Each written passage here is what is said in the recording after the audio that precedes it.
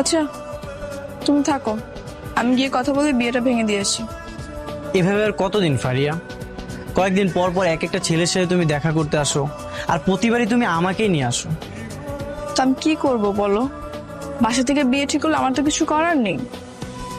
আর আমি তো গিয়ে তাদের সাথে নাচতে নাচতে বিয়ে বসতেছি না, তোমাকে বিয়ে করবো বলে আমি তাদের সাথে বিয়েগুলো ভেঙে দিচ্ছি। তাই বলে প্রতিবার তাদের সাথে দেখা করতে তোমার ভালো লাগে? তুমি বাসায় বাবা মাকে নিষেধ করতে পারো না? আমার কিছু করার নেই, তুমি তো ভালো করেই জানো তারা আমাকে সরকারি চাকরিজীবী ছেলে ছাড়া বিয়ে দিবে না। আচ্ছা ঠিক আছে, যাও, আর বেশি সময় নিও না, তাড়াতাড়ি চলে এসো। আচ্ছা ঠিক আছে, তুমি ওয়েট করো। হ্যাঁ, গেলাম।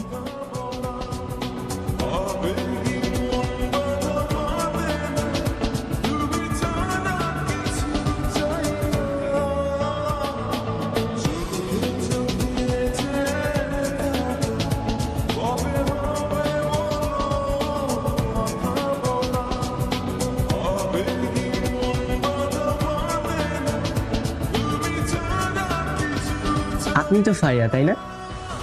হ্যাঁ, আপনি তাশরিফ? হ্যাঁ, বসেন। এক্সকিউজ মি, দুটা কোল্ড কফি।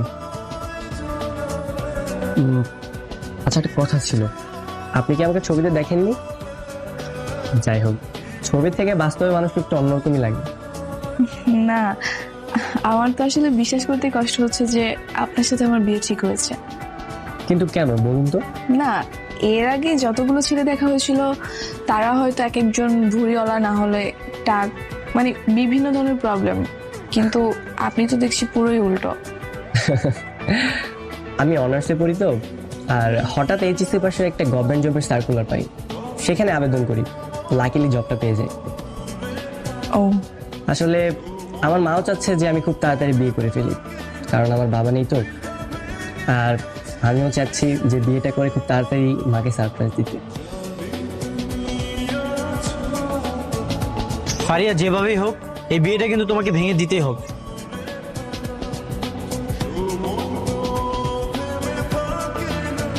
একটা কথা বলবো, তোমার ছবি আমি যখন প্রথম দেখি তখনই আমি পছন্দ করে ফেলি, কিন্তু এখন দেখছি বাস্তবে তুমি ছবির থেকে অনেক বেশি সুন্দর।